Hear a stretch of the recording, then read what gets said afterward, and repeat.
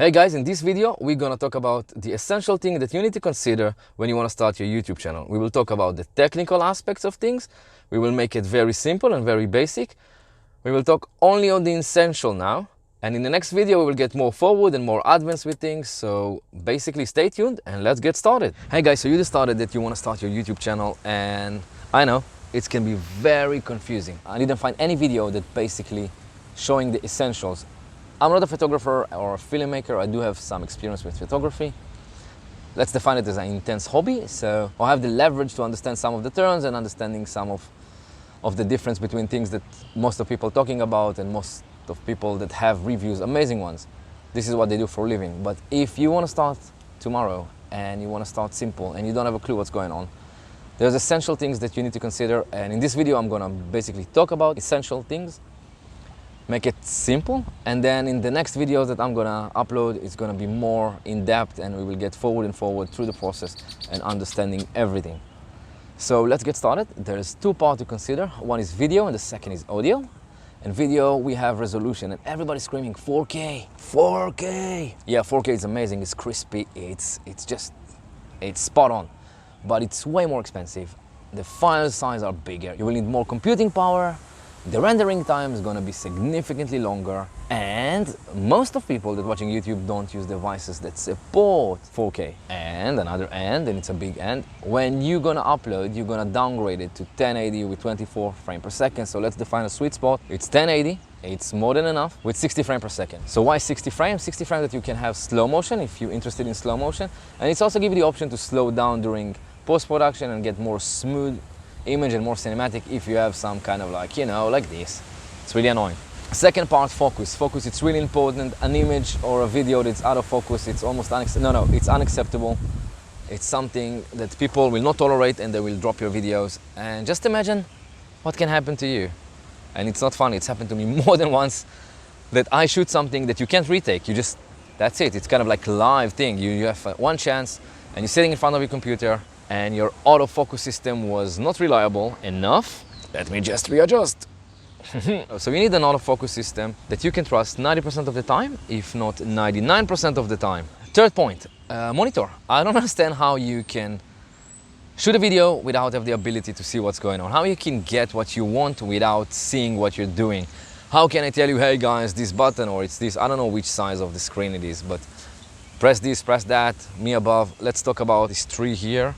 And I want to show you, Kisana Park in Queens, New York. You need a monitor. You need to know that you have the right exposure. You need to know that you're in focus. You need to know that your composition is right. And whatever you want to have in your image is going to be there. So monitor.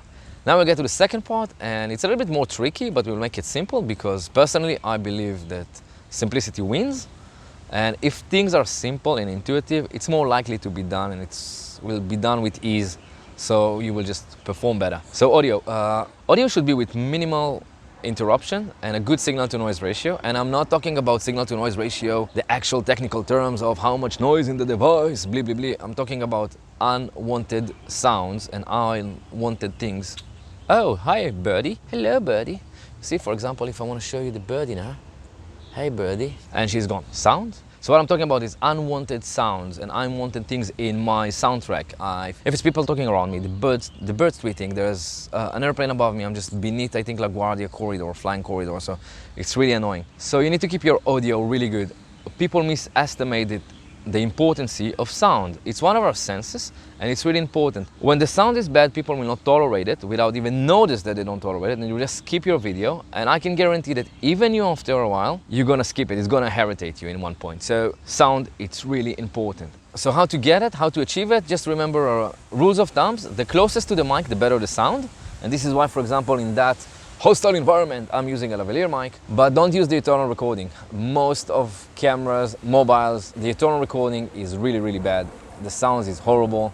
You barely can hear unless you're basically on the phone screaming, but this is not what you want probably. So the sweet spot is having a mic, but which mic? Watch the next videos and you will understand which mic perform and which scenarios, because you can grab, kind of like a shotgun mic that everybody have now. For example, right now, if I need to choose what I'm doing, it's a head talk, A-roll, just me and the camera. I will not use a shotgun in that environment because it's gonna pick up a lot of different noises. I will shoot a lavalier mic. A lavalier mic is really simple, it's really cheap, it's a good solution. You just clip it into your shirt, It's keeping the rules of thumb. You plug it to your phone. Just be aware that some mics can have the ability to work on mobiles and cameras and some don't, so just pick the right one for you. I will go with one that do both. So let's summarize it. We have resolution 1080p with 60 frames per second. We have a reliable autofocus system that we can trust in 90%. We need the ability to monitor, and we need a decent sound. So how we can achieve it, and if you just start, and how you're gonna understand your needs, it's very simple. You need to roll and roll and roll. You need to get experience. You need to kind of like grow into your style and understand what you want to do and how you want to do it. And by that, then you can choose the right gear for you. And I'm not talking about which brand. I'm talking about actual functionality of your equipment. It's mean a shotgun mic do not perform the same way as a lavalier mic. So a good solution to start right now, if you don't have the knowledge, you don't have the gear, or you don't feel comfortable to throw hundreds of dollars, and it makes sense. Don't spend your money on things that can perform amazingly in one scenarios but doesn't fit to your needs. So just take your mobile phone. Most of mobile phones, especially the latest model, do 1080 and 4K and 120 frames per second and 240, but an average smartphone will do 1080 with 60 frames per second. Another focus system on mobile phones are amazing. They've been designed to work in such a way everything will be in focus. So yeah, you're losing the kind of like, you know, the blurry background and the cinematic aspects, but you start rolling, you need to understand your needs. So you need to see that you'll be able to translate what you have in your head into an actual video, and to achieve that it's just experience and rolling and rolling and rolling. So another focus system of mobile phone is amazing. And guess what, as well, selfie mode give us a monitor, so I can selfie myself like that. And then you need a mic. In that situation, it's an investment of $20. I bought that mic for $20. I will leave the link in the description.